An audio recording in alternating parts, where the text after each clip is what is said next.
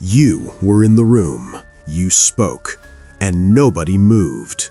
Not because your words were wrong, because your energy announced your rank before your mouth opened. The room processed you in 3 seconds, filed you, categorized you, assigned you a position on the board, and it wasn't at the top. This is not cruelty, this is nature. Machiavelli wrote it 500 years ago, and nothing has changed since. Men do not follow those who need them. They follow those who could survive without them. You have been bleeding need into every room you enter. Need for validation, need for acknowledgement, need for the group to confirm that you belong. And that need, invisible to you, visible to everyone else, has been costing you power you don't even know you lost. Today, that ends. Not with motivation, not with affirmations, with one cold, ancient rule that princes use to control kingdoms and that you are going to use to control every room you walk into. The prince does not react. He makes others react to him. That distinction is the entire game. Machiavelli understood something that modern men have been trained to forget. Every social interaction is a test of dominance. Not sometimes, every time. The moment two people occupy the same space, an invisible negotiation begins. Who holds the frame? Who adjusts to whom? Who leads and who follows? There is no neutral outcome. You are either setting the temperature of the room or you are reacting to it. There is no third position. The test never announces itself. That is its entire design. It happens when you enter a group conversation already in progress and the circle does not open for you. Watch what you do. Do you push your way in with volume? Do you stand at the edge performing patience? Do you pull out your phone to manufacture the appearance of purpose? Every one of those responses is a surrender. The prince reads the test. He does not react to it. He lets the circle stay closed, and he builds a separate gravity 3 feet away that pulls the room toward him without a single word of invitation.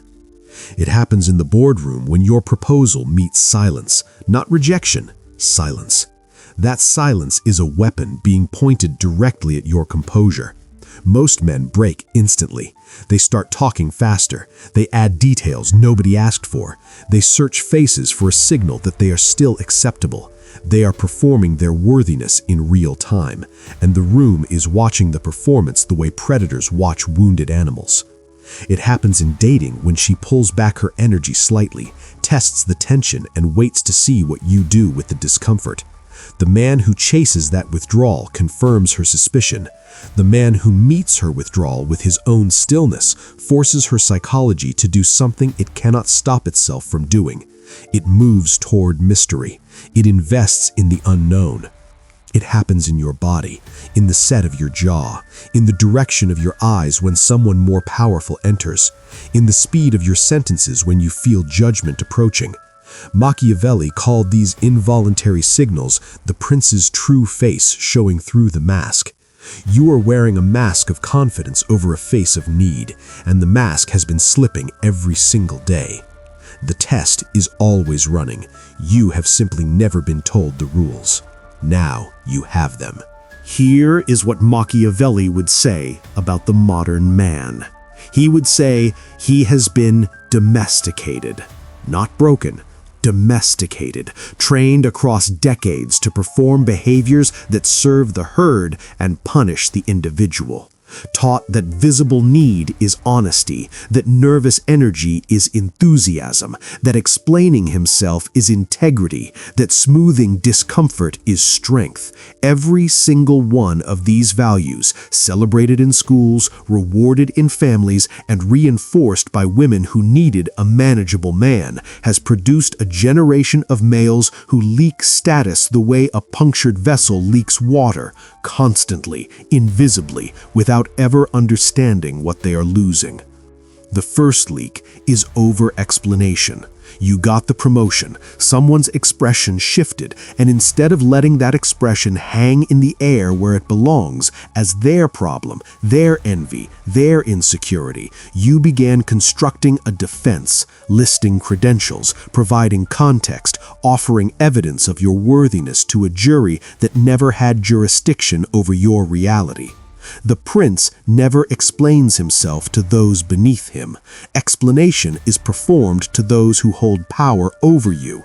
When you explain yourself to equals and subordinates, you have just handed them power they did not earn. The second leak is nervous volume.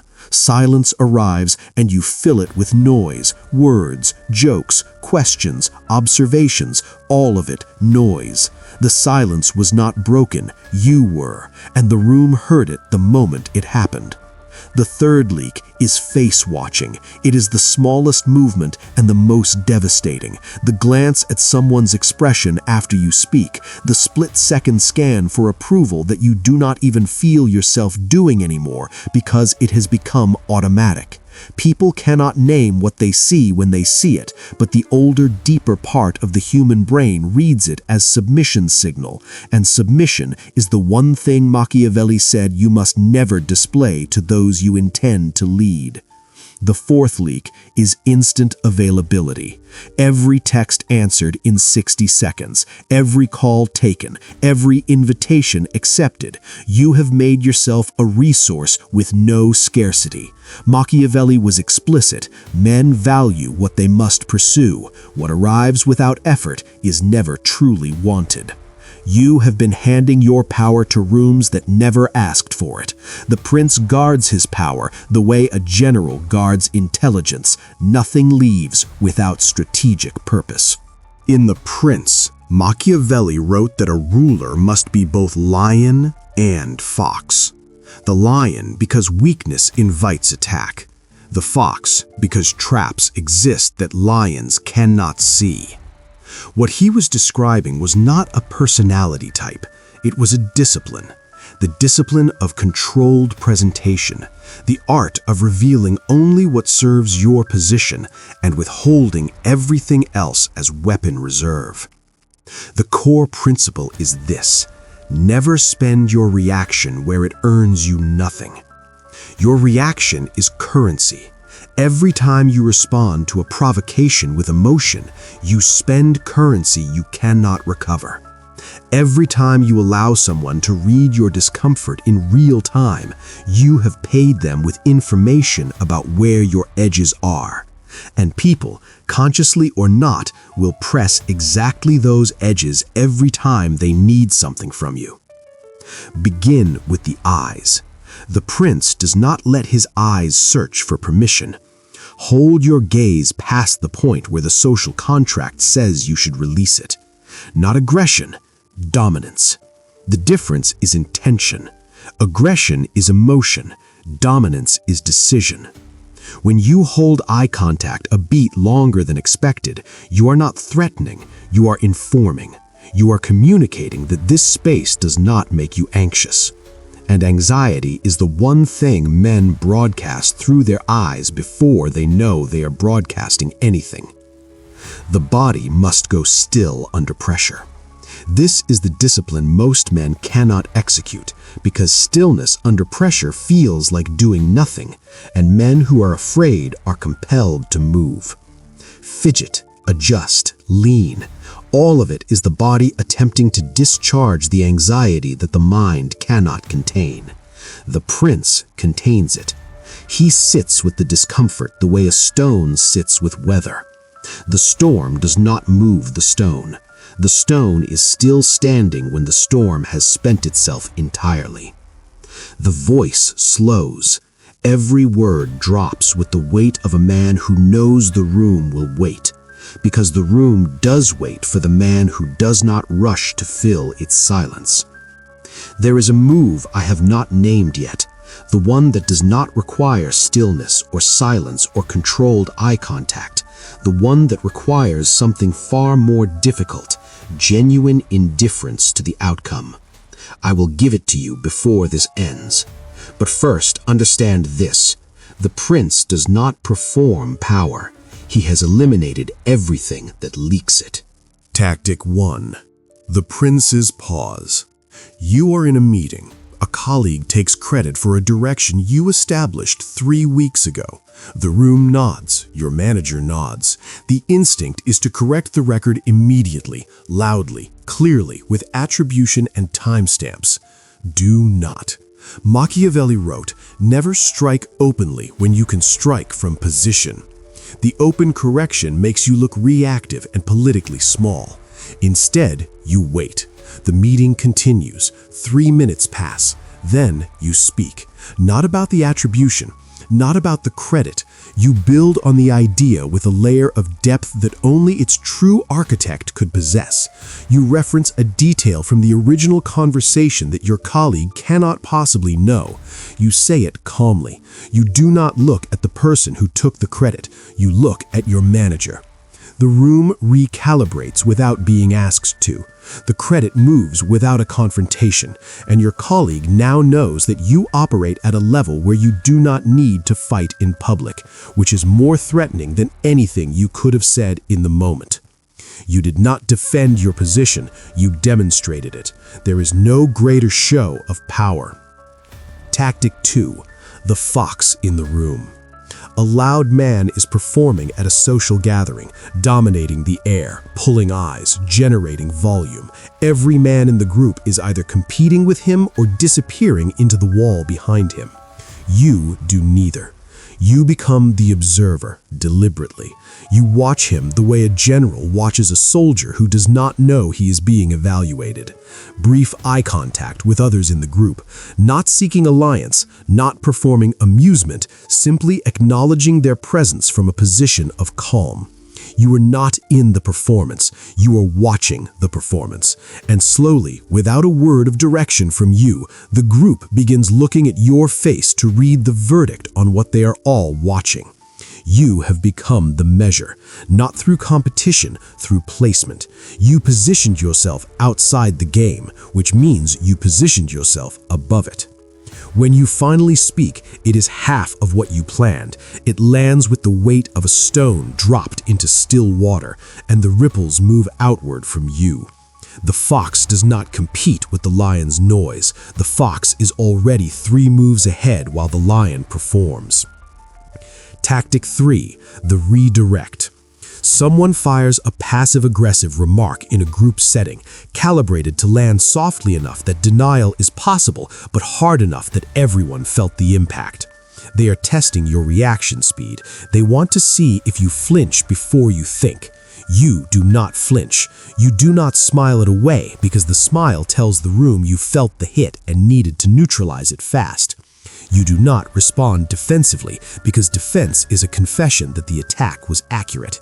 You turn toward them, slowly. The movement itself is a sentence. You hold their eye contact without expression for 2 full counts.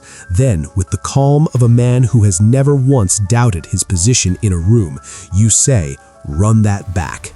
Not anger, not theater, the tone of a man who wants absolute clarity before he decides what this situation actually requires from him. They must now either repeat the aggression fully in front of witnesses without the protection of ambiguity, or retreat from it visibly and permanently. Either outcome belongs to you. You did not react, you maneuvered. Machiavelli would call this controlling the terrain before the battle begins. The prince never fights on his enemy's ground. He moves the battlefield to his own. Stop. This is not a self-help channel. I am not here to make you feel better about yourself. What Machiavelli understood, what every prince, every warlord, every man who ever held genuine power understood, is that transformation is not inspirational. It is surgical. You do not grow into power. You cut away everything that has been bleeding it from you. The version of you that scanned faces for approval, gone. Not improving, gone. The version of you who explained himself to people who had no authority over his reality, gone. The version of you who measured his response time against someone else's emotional expectations, gone. These are not weaknesses to work on, they are infections to remove. What remains after the removal is not warmth, it is not coldness either, it is precision. A man who spends nothing without strategic intention, who gives nothing without understanding the return, who withholds not out of cruelty, but out of the oldest knowledge available to men who have ever held power. Scarcity creates value, abundance creates contempt. You are not building confidence. Confidence is still approval-seeking. It is simply hoping the approval comes from within rather than without. You are building something older and darker and more effective than confidence. You are building the architecture of a man that rooms reorganize themselves around without being asked. Machiavelli said, "The prince who was feared without being hated has achieved the perfect position. Not loved, not liked, not admired, respected through the calculation of cost. People respect what they believe could harm them to underestimate. They respect what they believe operates from a position of genuine indifference to their approval. They respect the cold engine that moves without needing their fuel. This is built across time, not moments. One controlled response does not build authority. 10 controlled responses across 3 months builds a reputation that precedes you into rooms you haven't entered yet. People who have never met you will have already been told, that one is different. Watch how you move around him. Your colleague who pressed you in January will defer to you in June without knowing why the instinct shifted. The social group that assigned you a low position in the first month will have reassigned it by month 4, not because you campaigned for repositioning, but because you made the original assignment cost them something every time they operated on it. Patterns are the real architecture of power, not speeches, not confrontations, not moments of impressive performance that everyone watches and forgets in a week. Patterns. Behavioral data accumulated across dozens of interactions that the human nervous system processes the way it processes weather, slowly building a model that predicts what is safe to attempt and what is not. Be the weather pattern that nobody in the room ever wants to test again. The loop closes now. The move most men will not execute, not because they do not understand it, because they cannot release the attachment that makes it work. Strategic withdrawal. Machiavelli called it the retreat that is actually an advance. The deliberate removal of your presence, your attention, and your investment from a space that has undervalued them. Executed not as punishment, not as performance, but as cold resource management. You are not withdrawing to be noticed. If you are withdrawing to be noticed, it will be noticed as desperation with extra steps. You are withdrawing because you have genuinely decided that this space no longer justifies the cost of your presence. That decision, authentic, total, irreversible, changes the physics of the relationship immediately. The texts slow, the appearances reduce, the energy you were freely circulating in their direction becomes unavailable. No announcement, no explanation, no dramatic exit. You simply become less accessible. And you remain less accessible until the strategic calculus of the situation changes, or until it does not, in which case you have already won by not losing more. What follows is not mysterious. It is psychology executing exactly as Machiavelli predicted. Men pursue what withdraws from them and abandon what remains stationary. They initiate, they invest, they begin to wonder what changed. The scarcity you manufactured has created value that your constant presence never could. You do not need them to understand what happened. You need the outcome, and the outcome belongs entirely to the man with the discipline to execute this without breaking the frame to check if it is working. The prince does not look back when he exits. The door closing is the final move. Everything after it happens without him. Niccolo Machiavelli died having never held the power he wrote about. He was exiled, tortured, stripped of everything, and from that position of total loss, he wrote the most ruthless manual of power the Western world has ever produced. Because he finally understood what power actually was. Not a position, not a title, not money or muscle or the approval of the crowd. Power is the permanent, unshakable discipline of a man who has decided completely, finally, without negotiation, that his internal state belongs to him and to no one else. They cannot trigger what has been removed from public access. They cannot destabilize what is no longer connected to their validation. They cannot diminish a man who does not require their estimation to know his own value. You are that man now, or you are becoming him. Not because this video motivated you. Motivation is for men who still need permission, because you have seen the architecture of the game clearly for the first time, and you cannot unsee it.